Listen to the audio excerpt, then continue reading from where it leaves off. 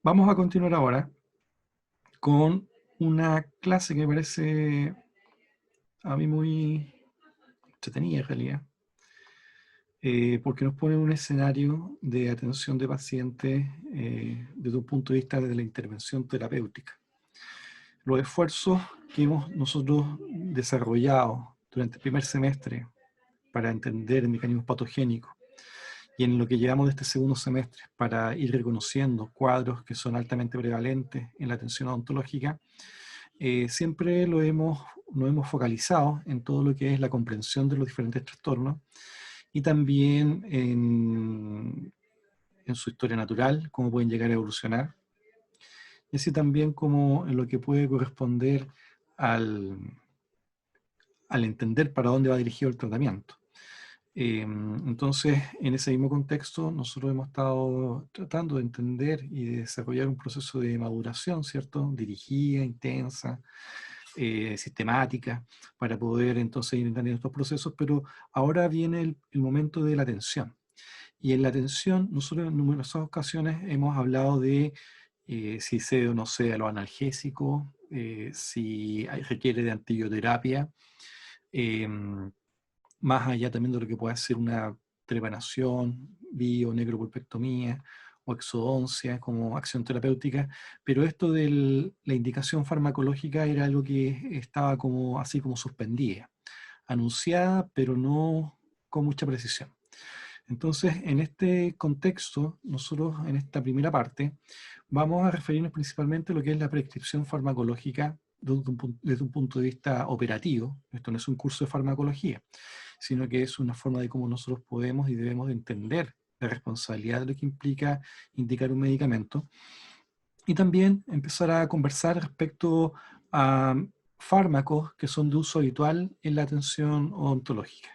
Entonces con esto vamos a empezar a crear y a reconocer un listado de medicamentos que creo yo podríamos decir que son los mínimos necesarios a saber. Por una u otra razón debemos de retenerlos en nuestra mente.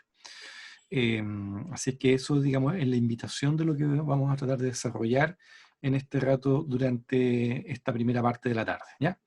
Entonces, partiendo ya, cuando nosotros hablamos de una prescripción farmacológica, estamos hablando de una indicación legal, es una indicación que resulta luego de una interpretación semiológica y la conclusión de una condición de diagnóstico.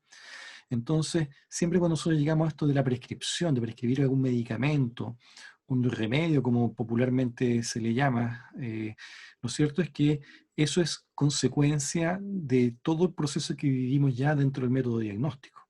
Pasamos por toda la etapa del método diagnóstico y lo superamos, tenemos ya la claridad de la situación que estamos abordando y llegamos a este punto que está inmediatamente eh, que le sucede, ¿cierto? El punto siguiente, que es orientación terapéutica. Muchas veces esa orientación terapéutica implica algún manejo con medicamentos. Entonces, primero entender que es ahí ese contexto en el cual se enlaza. No es parte del método diagnóstico para nada, pero es el paso siguiente. Es decir, nosotros ya construimos un diagnóstico y ahora tenemos que tratarlo. Y muchas veces el tratamiento, cuando no es operativo por nuestras acciones que caracterizan la odontología en función de las cosas que hemos estado hablando, muchas veces requiere de un apoyo medicamentoso. Este apoyo farmacológico o va a ser para tratar algún malestar que requiere algún apoyo médico, medicamentoso probablemente tal, a veces va a ser para complementar y proteger cierta acción que nosotros vamos a desarrollar. Por ejemplo, si hacemos una extracción, que sería el tratamiento, también indicamos un analgésico para que nos ayude a paliar el dolor consecutivo de esa acción terapéutica. Entonces, como ven, ahí ya no es para el diagnóstico, sino que es para apoyar la acción que nosotros mismos hicimos. Y en otras ocasiones va a ser porque necesitamos completar la evaluación incluso la misma condición diagnóstica del paciente. ¿Esto qué significa? que va a haber situaciones en las cuales no vamos a tener la certeza diagnóstica o vamos a quedar ahí a veces con una condición de postergarlo a un próximo control para completar la evaluación, y en ese intertanto también uno hace cierta intervención, por ejemplo, indicar algún medicamento para ver cómo responde, obviamente en un contexto que está bien fundamentado, que está bien argumentado para poder hacerlo de esa forma. Entonces eso, digamos, es algo que nosotros debemos tener presente.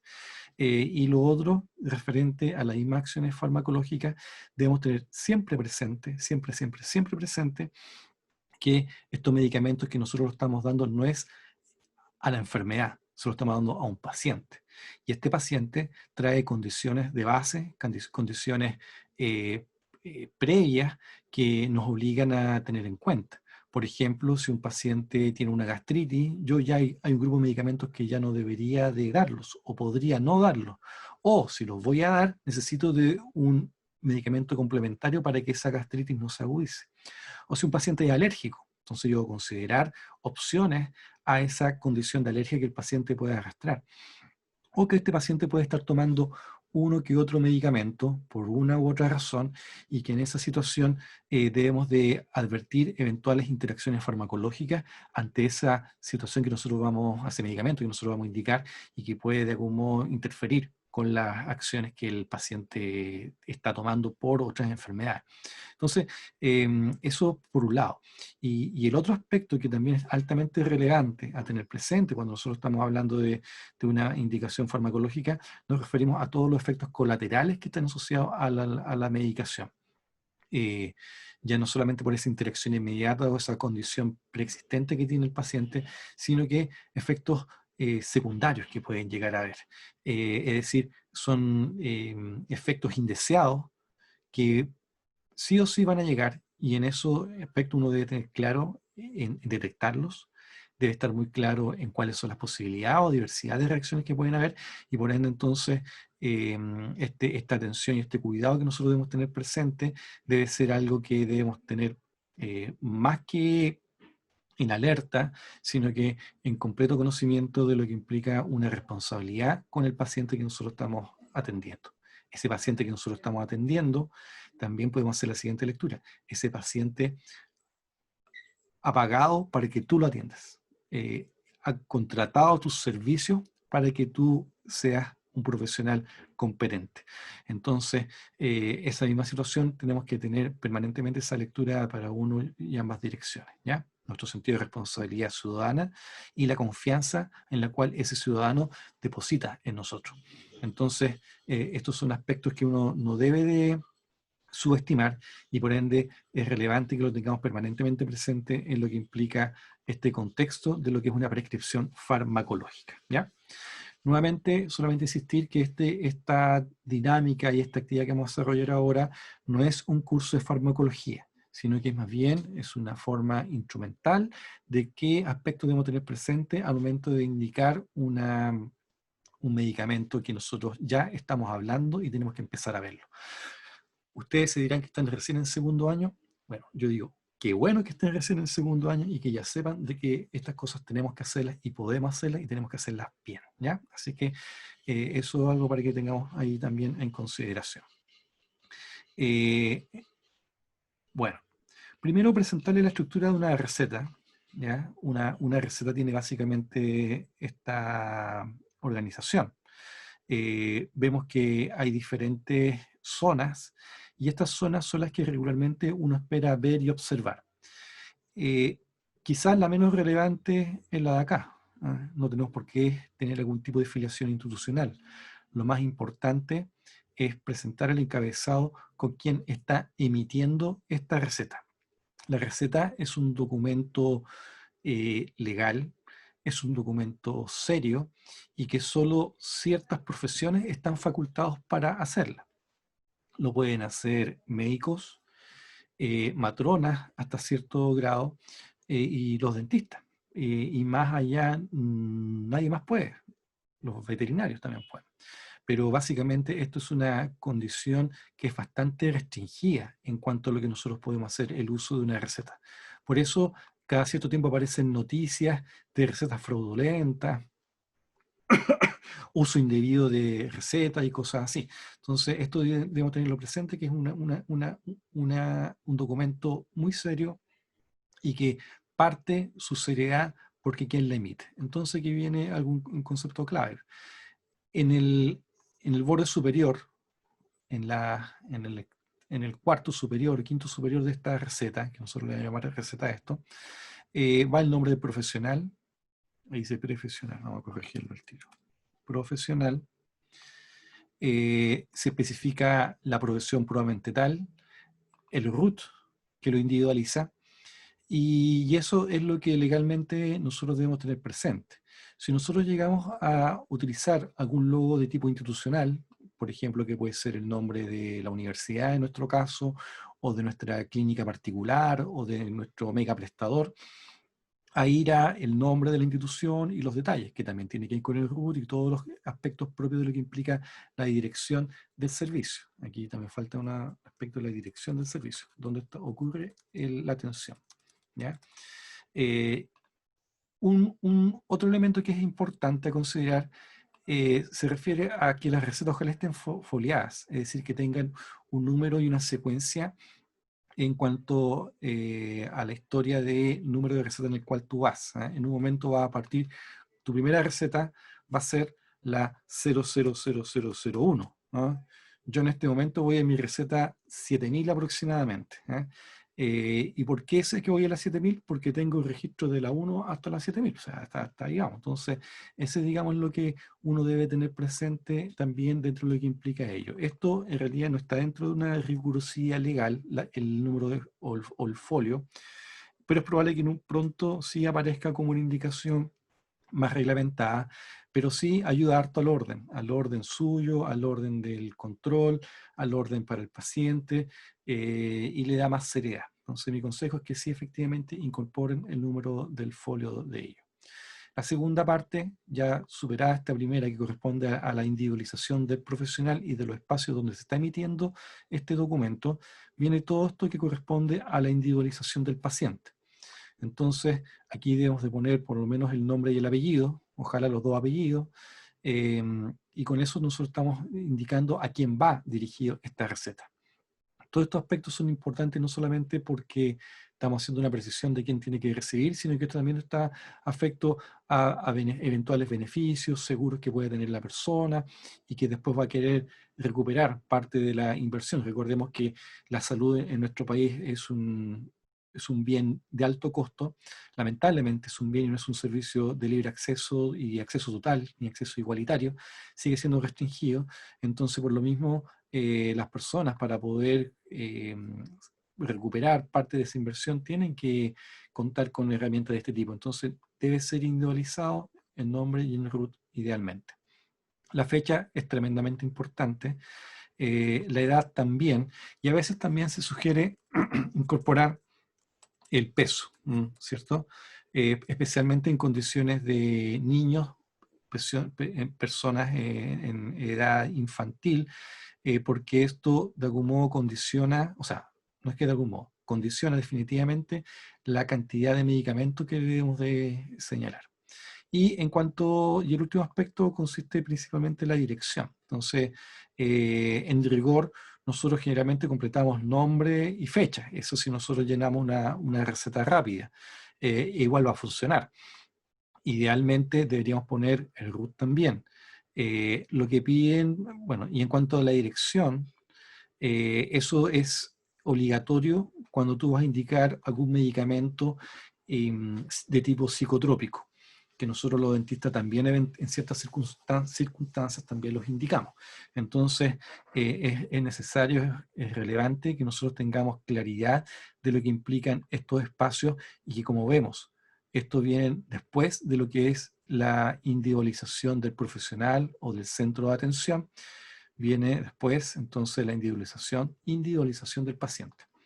Y acá llegamos a la parte que corresponde a la receta propiamente tal. ¿Ya? Eh, Todas las recetas parten con esta sigla, RP, que podemos dejar tarea para la casa, qué significa el RP.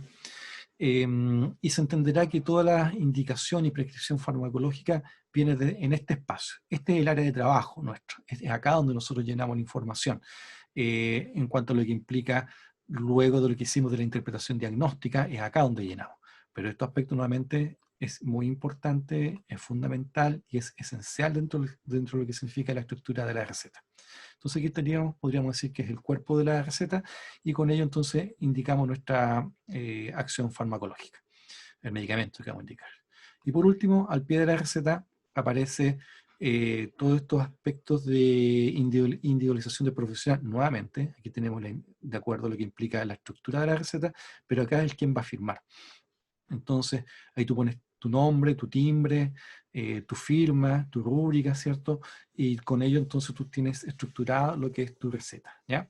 Por si acaso, estas líneas que nosotros hemos puesto acá son líneas más bien que nos ayudaron a construir este formato en el Word en el que estamos trabajando. Las líneas no tienen por qué estar. Pero sí lo mantenemos porque de algún modo nos permite visibilizar de que en un Word podemos hacer nuestras recetas, podemos trabajar en ellas y así también podemos dar un uso del Word, ¿cierto? Para poder imprimir nuestras recetas. En lo personal, como yo funciono, las recetas nosotros las mandamos a imprimir, la mandamos en imprenta, ¿cierto? Y llega con todo esto en el color institucional, con el logo de la empresa, con todos mis datos personales, con todo lo que implica ello, en el color de la empresa, que es un color verde, verde oscuro. Em, pero yo tengo una estructura, una copia más o menos similar, donde yo conservo todo esto en blanco para después llenar mi receta. Entonces yo lleno mi receta y después la imprimo, ¿no? Entonces aquí escribo el medicamento con todas las indicaciones que más adelante vamos a ver y después la imprimo. ¿Por qué la imprimo? Porque mi caligrafía es horrorosa. Realmente, pese a que cuando logro escribir a mano alzada, realmente me concentro, realmente me esfuerzo, bueno, en realidad realmente no me esfuerzo tanto, pero sí trato de poner cierta dedicación y lo cierto es que mi caligrafía es horrorosa.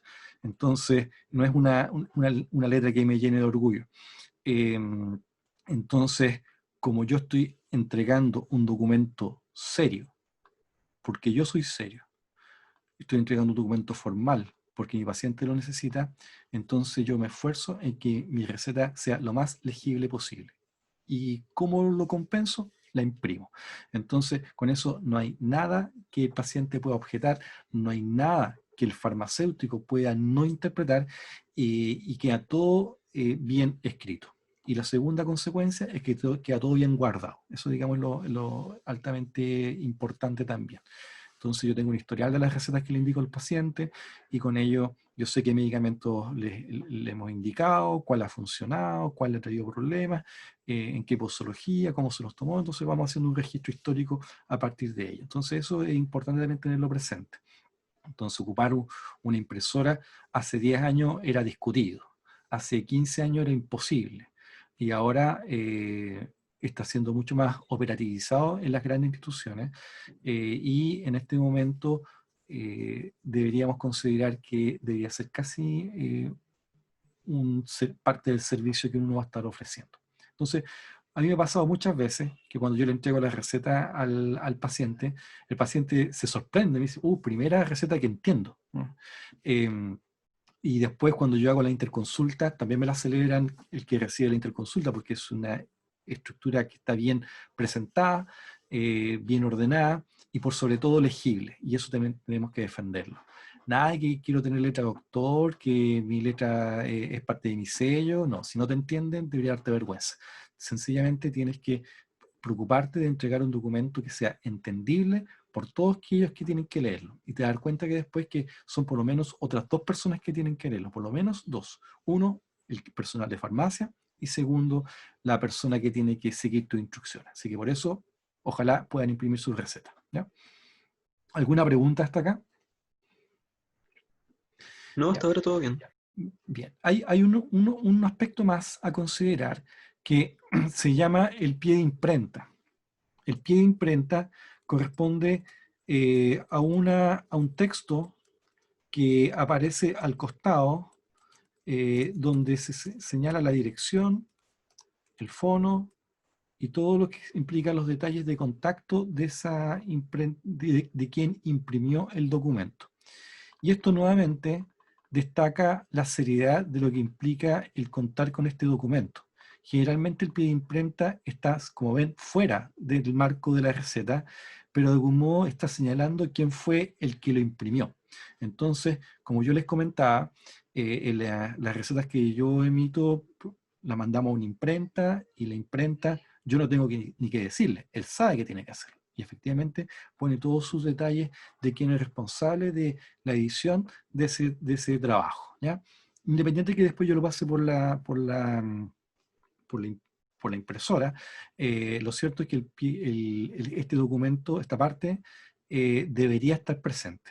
Pero esto está algo un poquito más, se ha flexibilizado un poco, producto de que muchos imprimen la receta y la imprimen en un papel que ellos mandaron a hacer, o que lo cortan directamente de una librería, lo acomodan e imprimen la receta y queda casi tan bien como si hubiese sido por una imprenta. Entonces, eso se ha ido flexibilizando, pero en rigor deberíamos tenerlo presente, que ahí va el pie de imprenta. Puede ir en cualquier costado, ¿ah? Cualquier costado. Algunos lo ponen en este sentido vertical, otro aquí abajito, donde sea, pero tendría que ir, ¿ya? Y eso sería una receta seria, formal, responsable, con la ciudadanía, responsable con el marco legal, ¿ya? Bien, pues, teniendo claro esta parte, entonces ahora tenemos que empezar a entender cómo llenamos la receta en función de los diagnósticos que hemos estado hablando y entrenando. Y acá, aquí yo escribí una cosa que nos va a ayudar a nosotros. Básicamente, lo que nosotros debemos tener presente es que la forma en la cual debemos de llenar la receta tiene una estructura y tiene un orden, ¿ya? Eso es muy importante. Entonces, vamos a considerar que, en rigor, todo receta debe tener esta estructura que yo estoy planteando aquí abajo, ¿ya? Para que lo vean, ¿ya? Que lo voy a tomar ahí como referencia. Entonces, si yo, por ejemplo, tomo como ejemplo lo que podría ser Nefersil, Nefersil corresponde al nombre comercial del medicamento. Después nos vamos a dar cuenta que no es obligación ponerlo, ¿ya? Pero sí muchas veces lo hacemos. Después viene el compuesto activo. Y aquí viene ya el trabajo. ¿Cuál es el compuesto activo del Nefersil? ¿Se lo saben o no? ¿El Nefersil lo conocen? Sí. ¿Lo han tomado? Más de alguno que sí. ¿Saben qué tomaron? Y ahí viene la duda. No, Entonces, el medicamento corresponde a clonixinato de lisina, que sería el compuesto activo, y después viene la dosis, 125, el gramaje en el cual viene, que generalmente te corresponde a la concentración en el cual viene cada comprimido. Entonces estamos viendo acá que el medicamento yo debería partir señalando su nombre comercial, después el compuesto activo, después el gramaje, ¿cierto? Después viene la forma, que correspondería en este caso a comprimidos, y la cantidad que generalmente se suele definir entre paréntesis, ¿ya? Una caja a veces no es tan claro. A veces uno debería ser más preciso e indicar, por ejemplo, si va a indicar un comprimido por 3 días, un comprimido cada 8 horas por 3 días, significa que va a requerir de 9 comprimidos, ¿ya?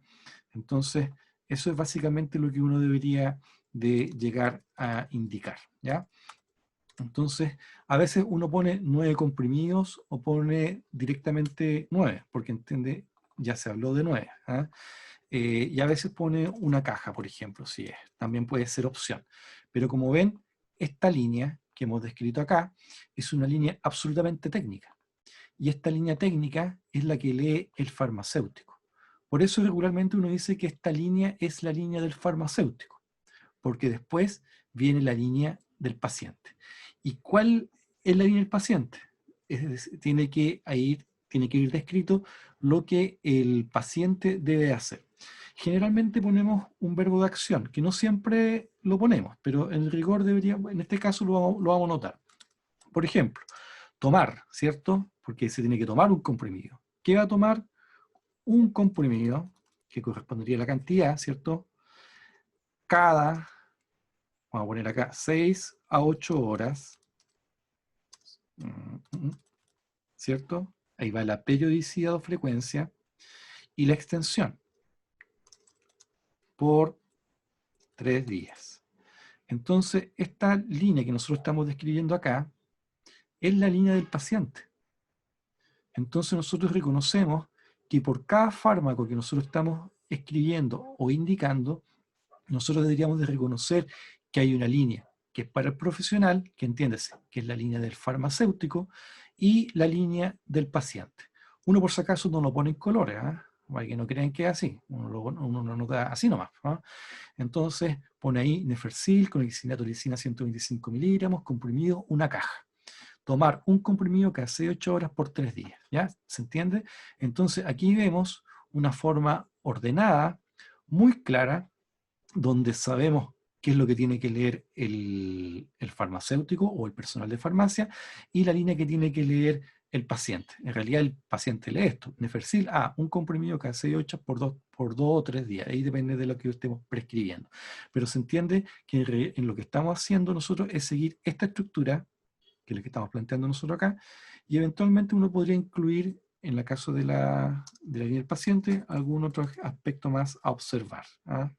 Entonces, o comentario, más observación si lo amerita, ¿ya? Entonces, ese aspecto a considerar. Por ejemplo, ¿qué podría ser una observación?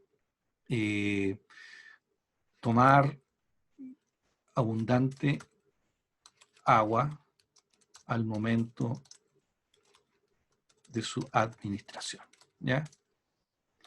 Entonces, el paciente, ¿qué va a decir? Tengo que tomar un comprimido y tiene que ser con harta agua. Entonces, y eso es, digamos, lo que debería ser un paciente que sigue las instrucciones, ¿ya? Que eso es otro tema. Pero el concepto y la estructura de la que nosotros deberíamos considerar debe ser básicamente esta estructura. Si nosotros, por ejemplo, a esta misma receta le añadimos, por ejemplo, lo que podría ser un antibiótico, yo perfectamente podría tomar otro medicamento acá. El Amoval corresponde al nombre comercial. ¿Al nombre comercial de qué? De la amoxicilina de 1 gramo que viene en comprimidos dispersables, ¿ya? Entonces, vemos la estructura que tenemos acá: nombre comercial, compuesto activo, concentración o dosis o gramaje, forma, y la forma que es comprimido dispersable. Y faltó poner la cantidad, que la voy a poner después, ¿ya? Entonces, nuevamente yo puedo poner acá, tomar un comprimido dispersable. Dispersable significa que se disuelve en agua. Cada 12 horas por 7 días. Entonces, con esta indicación que yo le estoy diciendo al paciente, estamos reconociendo que vamos a necesitar de, ¿cuántos comprimidos? 7 por 2, 14 comprimidos, que esa sería otra forma en la cual podemos llegar a indicar. ¿Se fijan? Esto tiene mucha más utilidad en los países donde la venta del medicamento es individual. Si tú dices 14, le dan 14. Si tú dices 11, le dan 11. Si tú dices 15, le dan 15. Aquí en Chile, tú quieres comprar, que tienes que tomarte 2, pero te venden 10. ¿Se fija? Entonces, eso es parte de los problemas que tenemos en nuestro sistema de farmacia. Y aquí voy a dar otro ejemplo en base a otro medicamento que siempre me gusta verlo como medicamento, que corresponde a un colutorio. Por ejemplo, si yo indico Perioide, que corresponde a clorhexidina al 0,12% en colutorio, un frasco, también es un medicamento. Y de hecho los colutorios no deberían de venderse sin receta, porque hay personas que se compran estos colutorios solo para el aliento y no saben qué es lo que están haciendo, no saben los efectos colaterales, no saben nada, y trae muchos problemas, pero la industria farmacológica, la industria farmacéutica le hace bien venderlo y que la gente lo compre sin receta. Entonces, pero bueno, es un tema aparte. Pero nuevamente vemos cómo aquí, pero hay tratamiento, falta ahí. El nombre comercial es Perioide Tratamiento, El compuesto activo es clorhexidina al 0,12%, la forma corresponde a un colutorio y la cantidad que aparece ahí. Entonces aquí yo también debería indicar, y aquí se nota también por qué es necesario poner un verbo, porque yo eso tengo que decir, acá tengo que decir que es enjuague. Enjuagar con 5 a 10 ml por 1 minuto después del último cepillado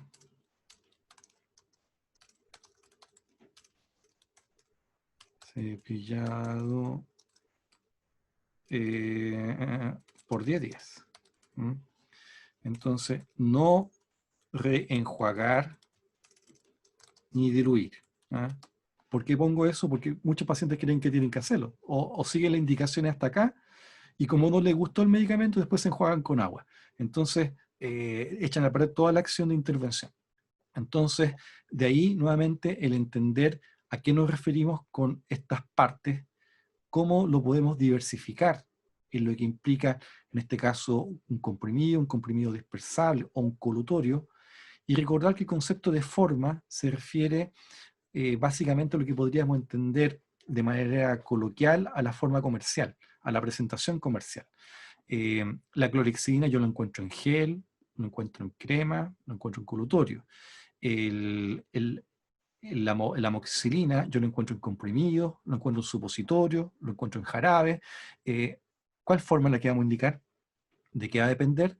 Del paciente, de las características que nosotros estemos observando en nuestro paciente y también de los diferentes aspectos que puedan ser más amigables al paciente el tomar o seguir la receta que uno está indicando. Entonces, aquí vemos, por ejemplo, una receta que es bastante rutinaria, por ejemplo, en tratamientos quirúrgicos que son más complicados o que hemos puesto sutura. Generalmente indicamos este tipo de receta, que es una receta bastante estándar, bastante tradicional, bastante de rutina, y entender siempre que la rutina y el estándar está en función de los tiempos. ¿Ya? El ejercicio se sigue portando bien, la amoxicilina sigue siendo un antibiótico de primera elección de uso odontológico, y la clorhexidina sigue siendo un tremendo apoyo, principalmente para el cuidado de heridas y lesiones en superficie. Entonces, esto para que lo puedan tener presente, ¿ya? Pero eso en rigor dentro de lo que implica la estructura de una receta estándar. Voy a copiar esto. Quedó buena, realmente quedó buena. Y vamos a seguir con el... Ahora sí. Con otras variaciones que podemos dar a la receta en sí, ¿ya? Nosotros partimos señalando lo que implicaba esto de estas partes que nosotros hemos señalado, ¿cierto? Vamos a ponerlo acá, vamos a copiar, vamos a pegar. Y lo cierto es que de toda esta estructura, esto es cuestionable, ¿ya? De hecho, hace unos años atrás estuvo bien en discusión en que en realidad eso no debería haber. ¿Ah? Decía, no tenemos que poner nombres comerciales porque no tenemos que hacer, no debemos hacerle propaganda a la industria farmacéutica. Lo que nosotros debemos indicar es el compuesto activo. ¿Ah? Y eso generó bastante discusión hace varios años atrás. Y como todo, pasó la discusión y después todo lo vimos a las mismas prácticas, por diferentes razones en realidad. Y aquí no es que uno sea marquero, pero en el fondo las marcas justifican por qué tienen su prestigio en muchos de sus aspectos. ¿Ya? Algunos quizás podrían ser discutibles, pero la mayoría de esos tienen un rigor metodológico y que uno también de algún modo le encuentra razón o de algún modo lo justifica. Entonces, de todo esto, el nombre comercial es lo único que eventualmente podría ser discutido, ¿ya? Todo lo demás debería de ir, tanto la parte que nosotros decimos que es de orientación para el farmacéutico o personal de farmacia, y después todo lo que sea pertinente a la indicación y de las cosas que tiene que hacer el paciente para con ello, ¿ya? Nuevamente, para rescatar el concepto de la forma, que muchas veces cuesta visibilizarlo, es cuando nosotros abrimos el medicamento. Y tenemos diferentes formas: comprimido, cápsula, comprimido dispersable, jarabe, suspensión. son básicamente los que más ocupamos, pero también ocupamos colutorios, están los colirios, están los ungüentos, están las cremas, y todo eso son diferentes formas que va a tener un compuesto activo y una concentración a la cual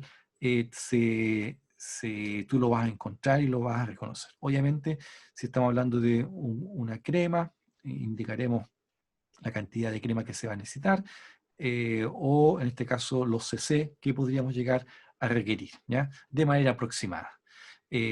Como le decía, lo único discutible de esta estructura es esto. El nombre comercial no es obligación que esté, no es obligación, eso sí estamos seguros. Pero muchas veces esto se omite, ¿ya? No se pone la caja, no se ponen los números, ¿y qué tiene que hacer el farmacéutico, el personal de farmacia? Se dedica a leer esta línea. Tiene un comprimido cada 12 horas por 7 días, entonces necesita 14. Y él, si bien él no rellena la receta ni la adultera, sino que sencillamente él hace el cálculo. Pero en rigor nosotros deberíamos escribirlo, ¿ya? Si nosotros hablamos de lo riguroso, ¿ya? De lo que corresponde. Un tipo de medicamento que requiere de llenado a mano alzada es todos los que son los benzodiazepinas o psicotrópicos. Todos los psicotrópicos deben ser llenados de puño y letra del profesional, de puño y letra. Entonces aquí es cuando yo aquí me estreso, me canso mucho, porque tengo que escribir nombres, generalmente como escribo y me queda feo, y trato de que me quede bonito, hago como una receta, la rayo, la boto, hago otra, y a la tercera receta me queda medianamente buena.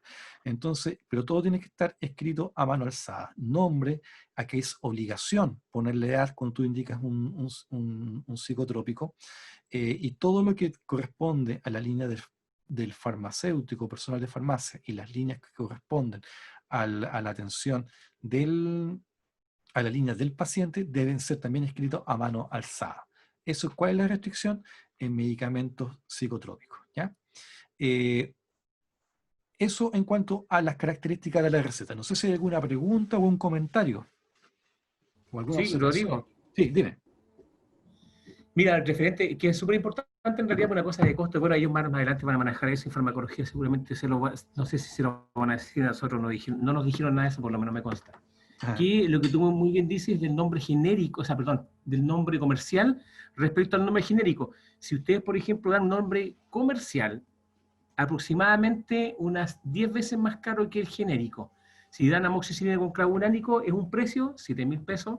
Si dan, por ejemplo, algún tipo de Clavidex. Bilan-Vid, una cosa así, 22.000 pesos. Entonces, según la ley, si usted lo busca en el MinSal como ley de fármacos, ¿cierto?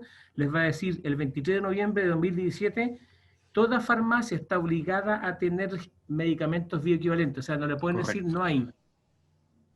Y eso lo hacen para que vendan más caro, ¿no? ¿Ya? Así que para que tengan eso cuando hay Eso. necesidad. Ahora, cuando uno puede obviar no dar bioequivalente, cuando realmente el medicamento sea extremadamente mejor que el genérico. Y Mm, eso se evalúa con la clínica o publicaciones, seguro que uno vaya bien. claro. Eso, profesor. Muchas gracias, doctor Torres. Entonces, efectivamente, aquí el doctor nos pone otros conceptos que debemos tenerlo presente. El uso del concepto genérico se refiere generalmente a esto, cuando nosotros indicamos compuesto activo. Y la no adhesión a un producto de una marca específica, ¿ya? Ese es el compuesto genérico. Y el bioequivalente busca emular en un 100% a un medicamento de marca, ¿ya? Entonces, eso Claro. es básicamente el concepto de un bioequivalente, ¿ya? Entonces, el bioequivalente tiene una franja amarilla con letras rojas, dice bioequivalente, y eso significa que tiene las mismas características que el medicamento original. Por lo menos esa es la aspiración, y supuestamente los estudios demuestran ello, ¿ya? Entonces, eso en cuanto a la receta. ¿Alguna pregunta, jóvenes? Bien, sigamos. Yo tengo Ah, una duda. dígame. ¿Cierto? Arriba en la parte del profesional hay que poner la profesión. ¿Sí? Y yo me preguntaba que yo, por ejemplo, el siguiente año, si tuviera que ir a prescribirle a alguien, tengo que poner estudiante de odontología, el nombre del profesor, ¿qué hay que poner? No, no, espérese. Primero, esto es una receta profesional. ¿ya? Como es, Sí. como es una receta profesional, tenemos que poner acá los nombres, los que somos profesionales, ¿ya? Entonces, en ese rigor, yo tendría que ponerlo así, ¿ya? ¿Se fija, no? Entonces, si usted no es profesional, no puede dar receta. ¿Se entiende? ¿Y qué pasa en Eh, las clínicas? en las clínicas trabajamos con la receta institucional. En la receta Ah, institucional, al pie de la firma, aparece el nombre del estudiante y el nombre del clínico que tiene que firmar, ¿ya? Firma un clínico, ya, ¿ya? comprendo, comprendo. Entonces, acá el nombre del estudiante y nombre, timbre y firma del clínico, ¿ya? Entonces, usted va a estar haciendo llenar a su diferente acción terapéutica y después la receta la tiene que firmar el médico, el dentista, tutor suyo. ¿Se entiende? Eso es lo que corresponde. Bien, bueno, y ya en estos próximos minutos vamos a hacer un ejercicio, un ejercicio, vamos a hacer yo voy a hacer el ejercicio, ¿cierto? Con los colegas que van a estar aquí ayudándonos, es respecto a medicamentos que son de uso frecuente y que debemos tener presente en nuestro banco de memoria.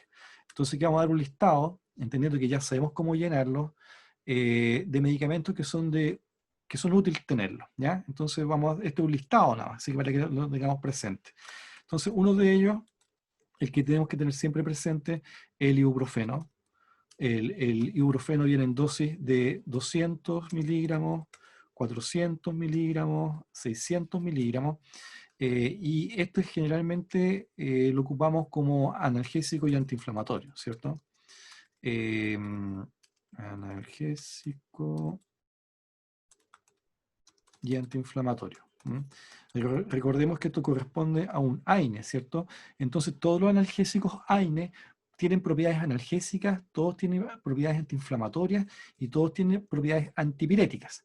Entonces, cumplen esas tres funciones este tipo de medicamento. Y el ibuprofeno es un medicamento de uso habitual. La gracia que tiene es que es económico. eh, y generalmente lo encontramos en estas dosis para que nosotros dispongamos. Ahora bien, siempre conviene tener presente de que la cantidad de la concentración está en función de la masa del paciente, ¿ya?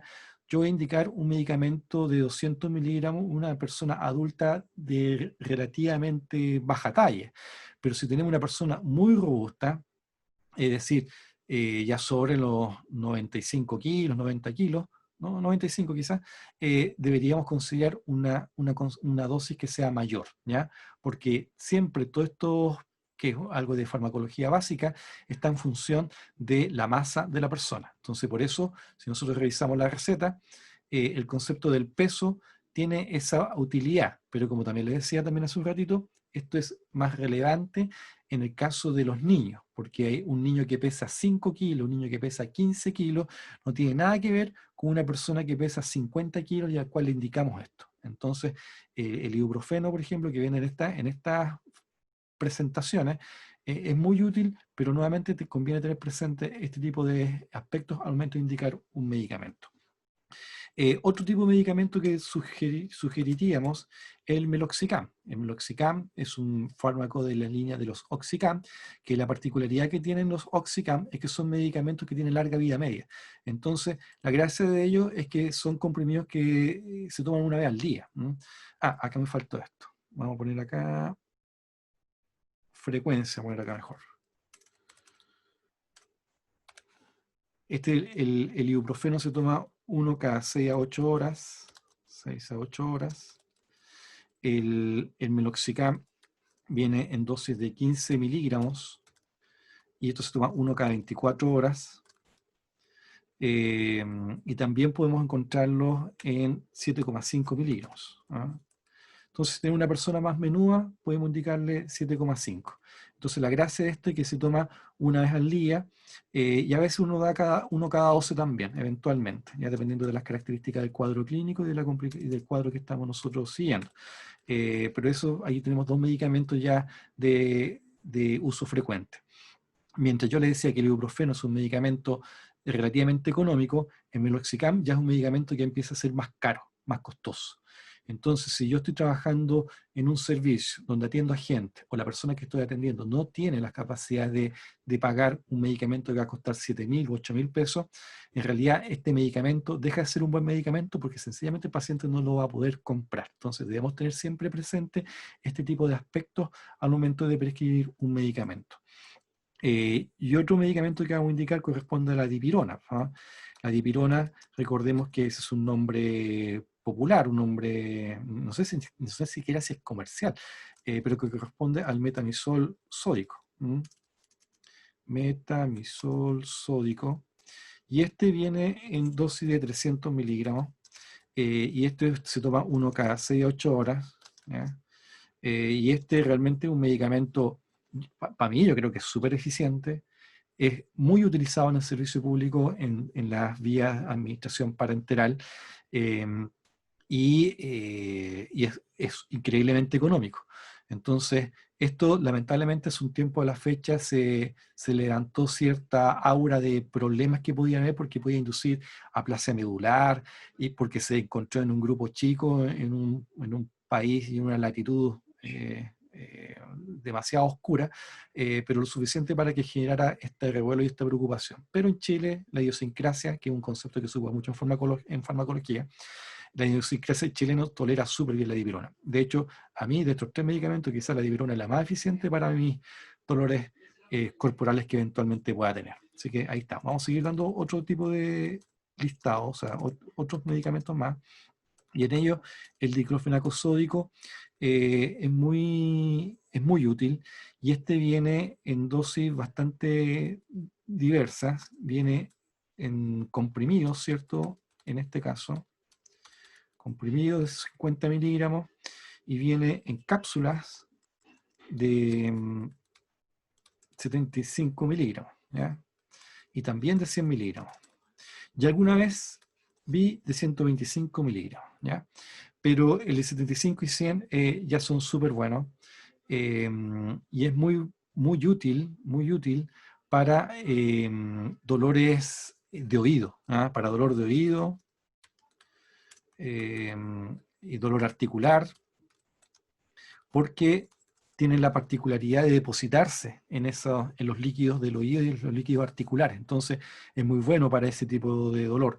Y nosotros lo ocupamos harto también en cirugías que son más complicadas, que se alargaron, que fueron más invasivas dentro de lo que implica ello. La única restricción del diclofenaco sódico es en los pacientes que son hipertensos, ¿ya? Eso, ahí más que una reacción adversa sería más bien una condicionante, ¿cierto? Condicionante, pongamos acá, condición a observar, o cuidado, ¿cierto? Que puede llegar a requerir, ¿ah? Entonces el paciente hipertenso no debería ocupar esto, ¿ya? Entonces ahí lo ponemos en letra roja para que no se entienda que el diclofenaco sódico es para hipertenso, pero eso sería entender nada. No. Aquí estamos poniendo condiciones que son de riesgo y que nosotros deberíamos tener cuidado. Aquí literalmente deberíamos no indicarlo, ¿ya? Siendo de los medicamentos que son uno de los más eficientes, tremendamente útil en cuanto al uso de analgesia que podemos controlar. No sé, doctores, si tienen alguna sugerencia particular respecto a su uso frecuente de analgésicos primero. Sí, el Nefercil o el clonicineto de alicina, que es como caballito de batalla de, de odontólogos. Sí, vamos a ponerlo ahí entre paréntesis. Sí, muy bueno.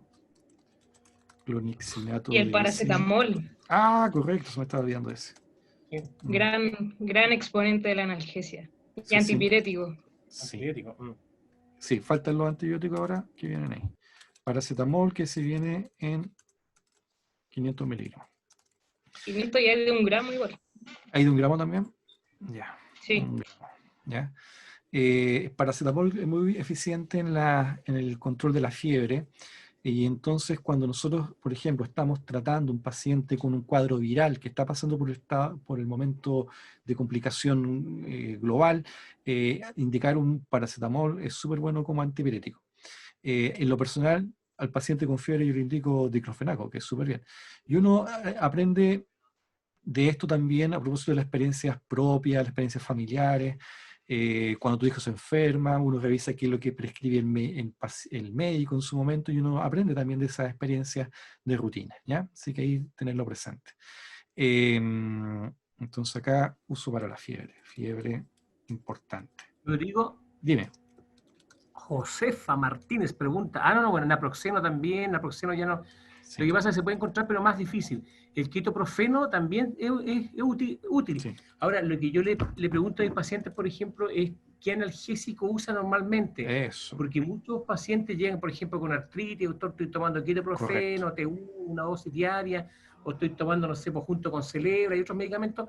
Entonces, a lo mejor esas mismas dosis nos pueden ayudar Así y es. no sobredosificar al paciente.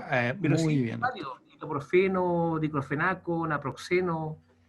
Excelente observación, doctor, justamente. Lo Por importante, eso, como dice el doctor, mucho ojo con las contraindicaciones. Eso sí que hay que tenerlo muy en cuenta. lo que dice el doctor es tremendamente relevante, porque no pasa porque nosotros hemos hecho alguna acción, tenemos que necesariamente medicarlo. Recuerde que nosotros no indicamos en función de una enfermedad, ni indicamos en función de las acciones, indicamos a un paciente, y ese paciente tiene un historial.